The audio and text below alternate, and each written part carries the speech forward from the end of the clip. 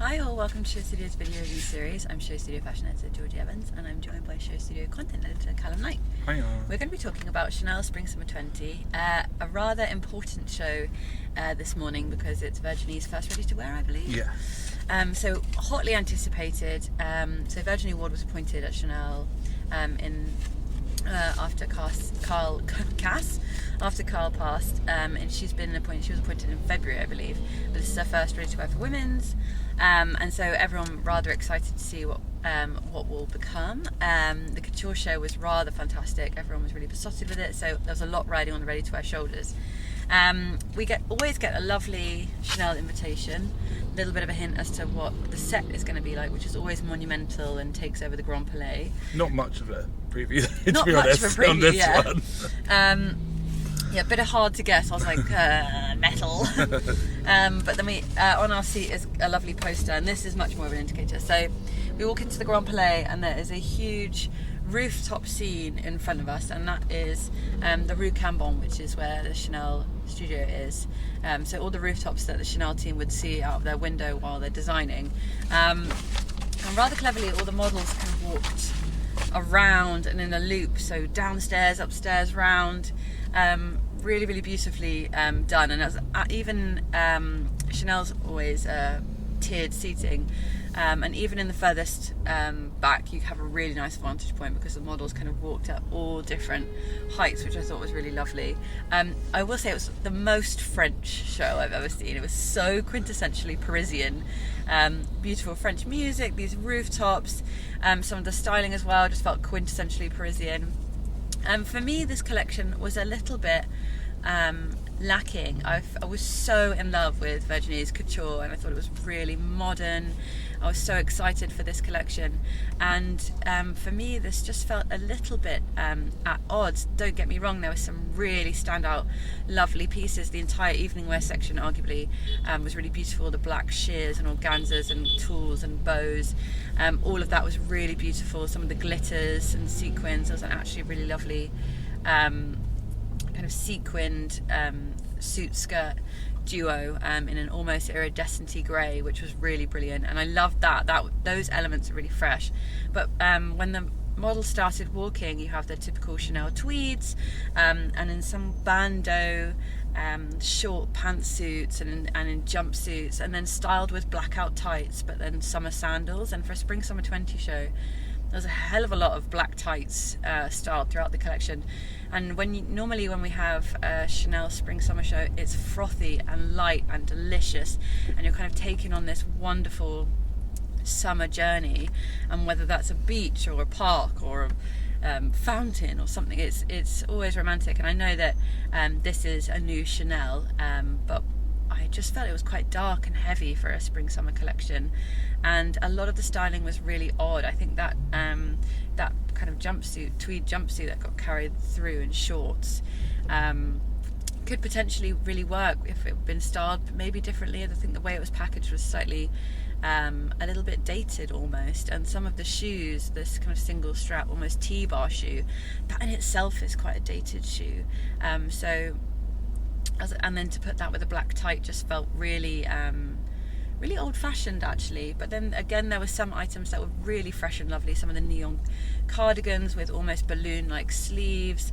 Some of the tweed I did really enjoy, mostly in the neon, because I think it just popped against that grey background. And again, as I say, I really loved the black evening wear, and also there are these puffball skirt shapes that I loved.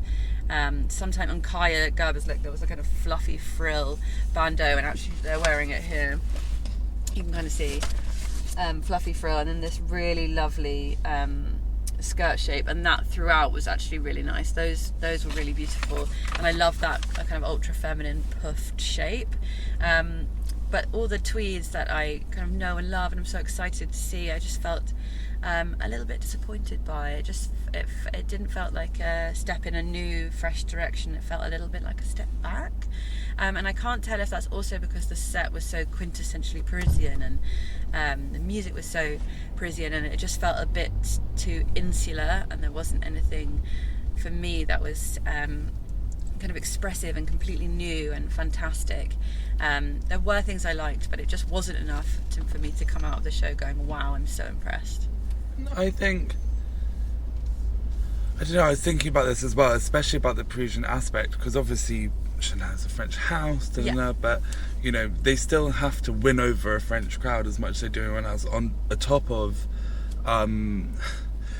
trying to sell their Frenchness to the world. You know, you see it especially with expansions in Asia and the market in Asia. People obviously really trading off their European heritage, wherever that may be from.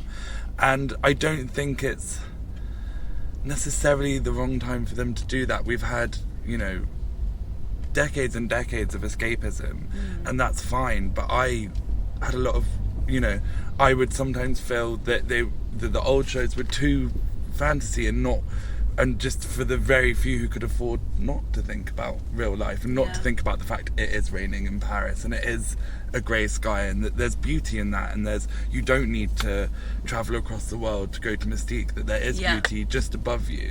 You know, if you just take the time to climb the last staircase, you know, like that kind of thing. That's where I started. Beautifully romantic. I started seeing the romance and the real there.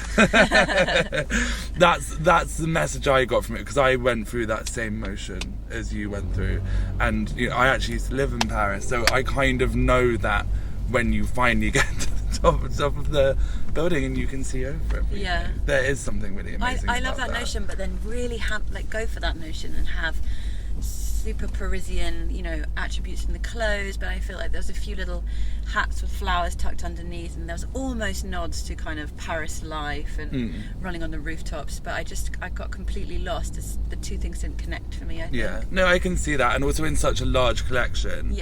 You know, there's so many different things going on, and some, you know, Chanel's obviously not a young house, you know, so they have the technical prowess of, you know, out of everyone, and the staff, and the vision. So it's such a, you know, there's so much going on. I also think that the walking around, so models came out from one place and then split. So one would go left, one would go right. So there wasn't, you know, not that there wasn't a story, but it wasn't like the run of clothing made you think about a narrative throughout. It really was just about the woman and about all these women who have really, you know, who just embody this kind of spirit, which we've seen a lot throughout the collections of people being like, these are clothes, they're connected by people. It's not the clothing connecting them, it's them connecting the clothes. And I think, again, that's a really modern attitude, but you're right, the evening wear section is where it came together for me. And until that came out, I was a bit lost. And then when that came out, I kind of felt it and felt that excitement that we felt in the couture. And I think that's where it really pulled together for me. That last section was the winner. Winner of it all. So a little bit disappointed, a little bit excited to see where it goes. I don't think this is going to be Virginie Chanel forever. I'm excited to see the next step for the house. So disappointed, but excited for the future. Thank you guys for watching. Let us know in the comments if you agree. Like, comment, subscribe if you're watching through YouTube, and make sure to visit Show Studio so you can see the show alongside our review and all our further coverage. We'll see you soon. Bye.